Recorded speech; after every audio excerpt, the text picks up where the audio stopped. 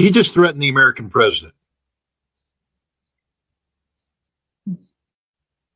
If I were the president of the United States, he'd be a dead man by now. I would have killed him. You don't get to threaten the president of the United States, not that little punk ass dude.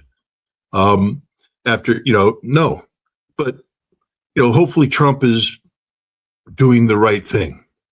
And the right thing is to destroy this pathetic excuse of a human being, eliminate his corrupt regime, and get Ukraine on the track of never being able again to promote this kind of disarray globally, because Ukraine is the single most destabilizing force in the world today, even more so than Israel, because Ukraine is doing its best to create the conditions that could lead to a nuclear war. They're disruptive of arms control. They're disruptive of European security and stability. They're disruptive of global economics. I mean, because of Ukraine, the European Union is threatening to, unravel the entire system that's used to sustain trade amongst nations. For what? This pathetic little country of Western Ukrainian, governed by Western Ukrainian nationalists who exist only to kill people who aren't Western Ukrainian nationalists. Go back and read the statements made by Stepan Bandera in a Polish court after he was arrested and tried for the murder of a Polish prosecutor, when he talked about the willingness to commit millions of murders if it gives them a Western Ukrainian state. I mean, this is, extreme nationalism, and it exists today. Listen to what the Ukrainian nationalists are saying about, continuing this war, what they're willing to do. Look at how prevalent they're becoming now. This war has brought about a lot of radicalism, and we saw Azov go from a battalion to a regiment to a brigade to a corps and to several corps now. I mean, they're literally about 1/3 of the Ukrainian military. The most loyal, fanatic fighters are located in these Nazi units that have become the heart and soul of the Ukrainian military. And people need to understand that when the Ukrainians lose, and they will lose, and when the Ukrainian military collapses, and they will collapse, Zelensky has hinted on this. There will be a civil war in Ukraine because these Nazis will not allow themselves to be disarmed. So there will be a civil war.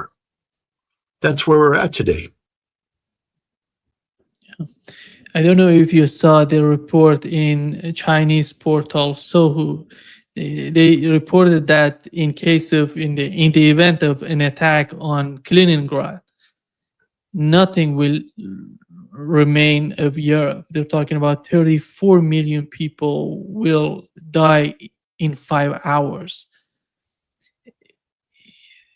Do you think that things that can get that crazy, somehow? Who's that crazy?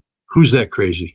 No, this is a report on the Chinese portal. So no, what I'm saying is, do I think who's that crazy? I'm talking about Europeans, basically German and the United Kingdom. They need to understand they will cease to exist. I just did an interview. I don't want to give it away too much because I want people to watch it, with Sergei Karaganov. He's a very noted Russian thinker, very influential. He wrote a paper a couple of years ago where he postulated the notion that the United States would not trade Boston for Poznan. And what he's saying is that Russia needs to preemptively hit Europe with nuclear weapons, because he doesn't believe the United States will sacrifice America for this crazy Europe. Now, he made that back when Biden was president. He made that statement. Today we have Trump, and it's clear. Understand, Scott Bessent has told the Europeans that if Russia attacks a European country, the Article 5 response from the United States will be to sell NATO weapons, but not to get involved militarily. All right? And now we have a situation where Europe is deliberately provoking Russia in contravention of the policy direction desired by the President of the United States. So now, if NATO attacks Kaliningrad, the Russians will immediately annihilate Europe. 34 million dead, if you're lucky, could be more. And there won't be a damn thing the United States will do about it. because we're not going to sacrifice 150 million Americans for the stupidity of Europe.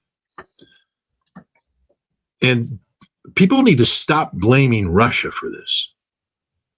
You know, Russia's the one that actually, you know, they're the only ones out there with an arms control plan. They want to extend New START.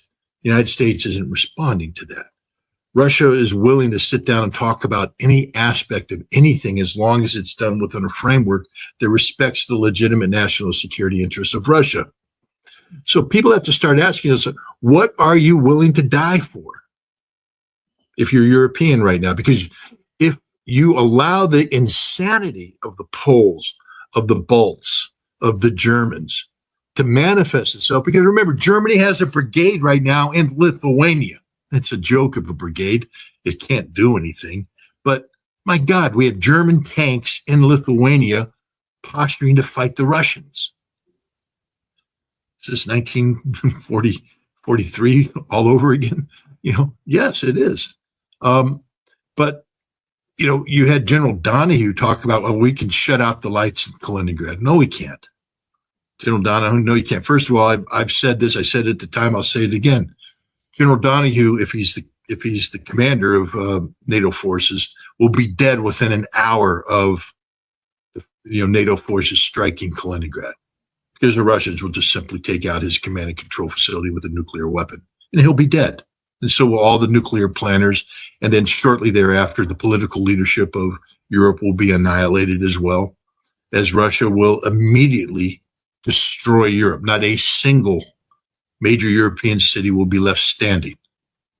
Why? Because Europe poses a threat to Russia, an existential threat. And you don't let rabid dogs run free in your cities. I've said this all along. Russia will become the modern day equivalent of Atticus Finch, and they will pull out the rifle reluctantly, and they will put a bullet through the skull of the rabid dog that is Europe today. I mean, this is harsh talk, but my God, this is what we're talking about. This isn't a joke anymore. This isn't, posturing. Russia's not weak.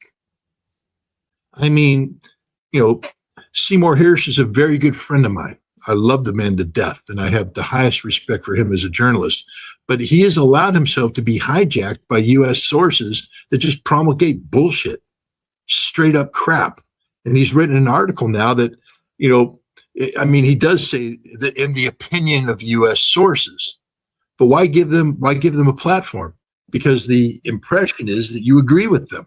And these sources are that, the Russian army is in disarray. No, not even close. The Russian army is a fully functioning war machine that has, mastered the art of modern day high intensity conflict. Can you point to, a problem here, a problem there? Of course you can. When you have 710,000 soldiers on the line carrying out, intensive combat, there will be people who don't perform well. There will be people who decide they don't want to be there. There will be this, that, and the other thing. But hell, that happens everywhere. Do we judge the United States military because in 1944 we had American soldiers drop their weapons and desert the battlefield? Does that show that there is a systemic problem in the American military? Or is the American military one of the finest fighting forces ever formed at that time and went on to, defeat Nazi Germany on the Western Front? The Russians right now are pretty damn good at what they do. They're very good at what they do. A military in disarray. What about the Rubicon Center? This is the drone warfare unit that the Ministry of Defense has created, an elite force that even the Ukrainians are like, we can't touch these guys.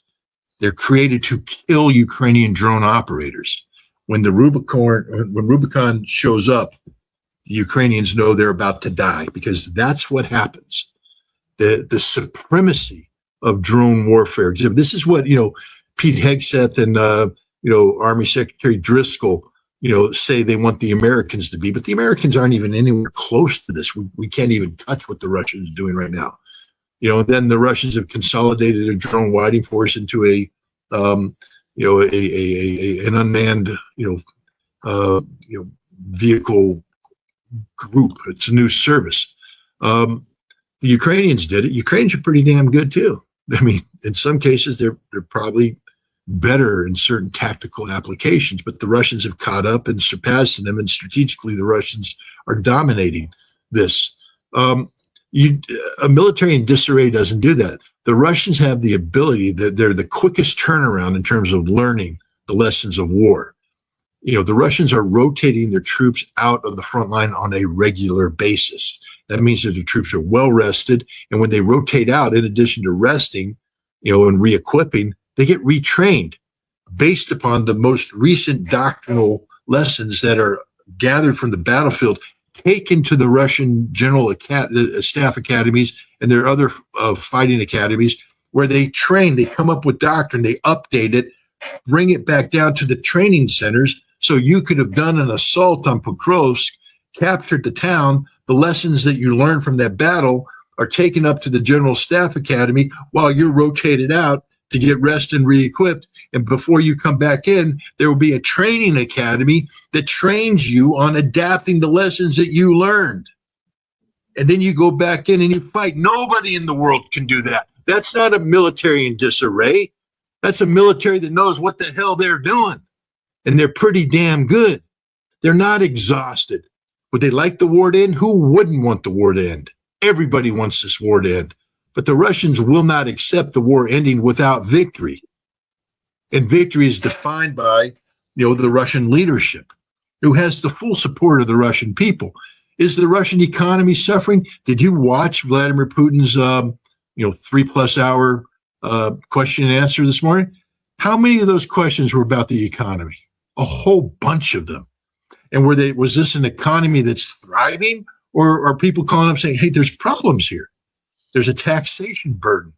There's shortages of fish. You're going through it. Is the Russian government hiding any of this? No. They actually created a forum for the entire world to watch, where Russia's economic problems are put out there, where they discussed everything, to include the Russian central bank and the role that it plays in handling inflation. And Vladimir Putin is sitting here saying, we have problems. We're adjusting to this. We have to make adjustments here. We have to do that. That's a deficiency here. We're working on this here. He's not trying to fake people out. But what you're seeing is a nation that is functioning at every level. Functioning. There are problems. Who wouldn't have problems? 20 tranches of sanctions put on Russia from Europe, the seizure of $240 billion of their national assets, the United States sanctioning energy, disrupting, how they derive income. Who wouldn't have issues? But Russia, I've been there, and I'd recommend you go there too and not talk to people in Washington, D.C. who have never been there. It's not a failing society. It's a thriving society. They have some issues, but they are thriving. Thriving because these are Russian patriots. There is no seething undermass of, disenchanted Russians praying for the demise of Putin. Gilbert Doctorow just, he's just wrong, fundamentally wrong on this. And there's no one that shares his opinion except these U.S. officials who are so disconnected from reality, it's not even funny. But no, Russia is not in disarray. The military is not in disarray. The economy is functioning. As Vladimir Putin said, people like to point out, certain statistics about inflation rates, but inflation's dropping. I love one. There was an article that just recently came out about the life expectancy of the average Russian male is 68. That's not good. Could be better. It was 57 in 1998. 57. And now it's 68 while Russia's in a war where they're losing some men. 68. How did you go from 57 to 68? That means a lot of really good things are happening in Russia. Good things that are making life, that's reversing a trend. You don't reverse, life expectancy overnight. It takes time to change the societal ills that created this to begin with. Vladimir Putin has done that. And Russia today is a nation on the right trajectory. I mean, mortgage rates, they're talking, what, 20% for mortgage rates? Yeah, gosh. I remember in 1980, 81, American mortgage rates were close to 20% as well. Was our society about to collapse? No, economic trouble. But they don't mention that most of the people that need to buy homes right now get the preferential 6% mortgage rate. So yeah, there's a high mortgage rate out there. But for the people that really need the houses, they get 6% mortgage rates. So again, people just don't know Russia. They don't understand the Russian economy. They don't understand the Russian reality. They cherry pick data. I mean, I love the one, a certain percentage of Russians don't have, functioning,